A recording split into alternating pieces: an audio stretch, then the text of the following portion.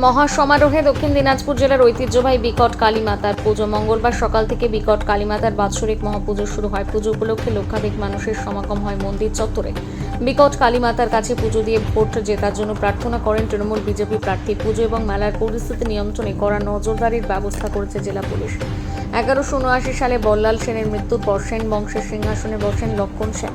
তার রাজ্যে অভিষেক কেন্দ্র করে শুরু হয় বিকট কালীমাতার পুজো। যদিও পরবর্তীতে ওই এলাকায় তুর্কি আক্রমণ ঘটে, তারপর কেটে গেছে কয়েক শতাব্দী। 1717 খ্রিস্টাব্দের দিকে নবাব মুর্শিদ কুলি খাঁর আমলে তৎকালীন দিনাজপুরের জমিদারের তত্ত্বাবধানে বিকট কালীমাতার উদ্দেশ্যে জমি দান করে ফের শুরু হয় পুজো। তারপর থেকে হয়ে আসছে হিলি থানার চকদাপট গ্রামের বিকট কালীমাতার পুজো।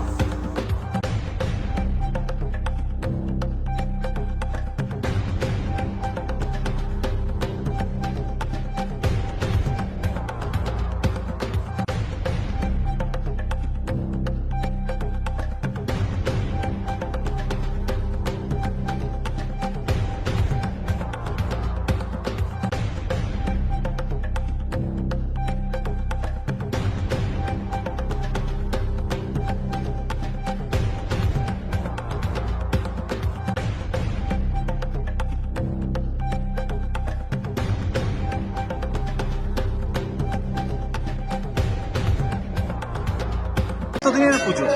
নমস্কার, আমার নাম ইন্দ্রজিৎ ভট্টাচার্য। আমি এই মন্দিরের প্রধান পুরোহিত। এই মায়ের পুজো 150 বছর আগের পুরনো পুজো। ওই পুরনো পুজো প্রধান নিয়ম নীতি মেনেই এই পুজো হয়ে আসছে। আর আজকে হচ্ছে মায়ের প্রধান পুজো, যেটা হচ্ছে সংক্রান্তি ভক্তরা সবাই আর যারা পুণ্যার্থীরা ডালা নিয়ে এসে মায়ের মন্দিরে মাকে পার্বতী শিব শিবরূপে দর্শন করে তাদের মনস্কামনা জানাচ্ছে। এবং ওখানে আজকের দিনে মায়ের বাৎসরিক মূল পুজো আসছে মায়ের, এটাই আজকে দিনেই হচ্ছে। এর কাছে কি প্রার্থনা করলেন?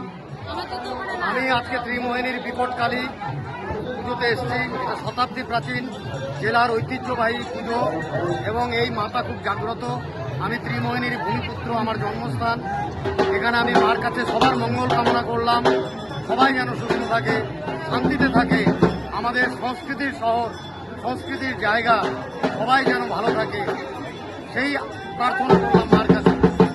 এখানে দুটো ইস্যু রয়েছে, বিকট কালীমাতা মন্দিরকে হেরিটেজ ঘোষণা করা এবং এই তাল দিঘির সমস্যা মেটানো। হ্যাঁ, এখানে এটা শতাব্দী প্রাচীন পুজো, এখানে হেরিটেজ ঘোষণার জন্য আমি আবেদন করব এবং সেটার যাতে আরও কিছু সুষ্ঠু, এখানে যারা ভক্তরা আছে তাদের ঠিকমতো থাকা, বিশ্রাম নেওয়া, জলের ব্যবস্থা একটু করা যায়, তারও আমি চেষ্টা করব। তাল দিঘির সমস্যা নিয়ে কি বলবেন? দিঘির সমস্যা নিয়ে কি বলবেন?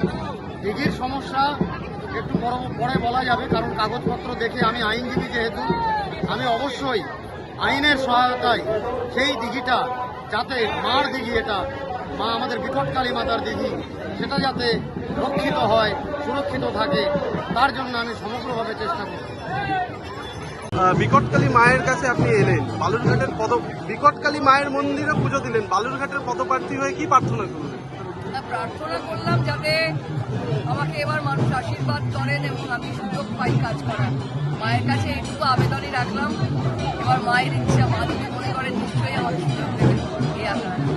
এই মায়ের মন্দিরকে হেরিটেজ করা 1 নম্বর, 2 নম্বর একটা তাল দিঘি নিয়ে সমস্যা আছে সেইটা, এবং এখানে একটা হেরিটেজের যে সংক্রান্ত ডেভেলপমেন্টগুলো, এগুলো নিয়ে মানুষকে কি বার্তা দেবেন? ডেভেলপমেন্ট করা একটা কথা, হেরিটেজ করলে অনেক রকম বিধিনিষেধ স্টার্ট হয়ে যাবে, এত মানুষ তখন আসতে পারবে না। আমার মনে হয় উন্নয়নের জন্য নিশ্চয়ই আমরা কাজ করবো, এখানে অনেক কাজ করা দরকার আমি দেখছিলাম। তো ইলেকশনটা, ভোটটা গেলে, আশীর্বাদ পেলে আমি দায়িত্ব নিয়ে এই বিকট কালী মাতা মন্দিরটা ঠিক করবো।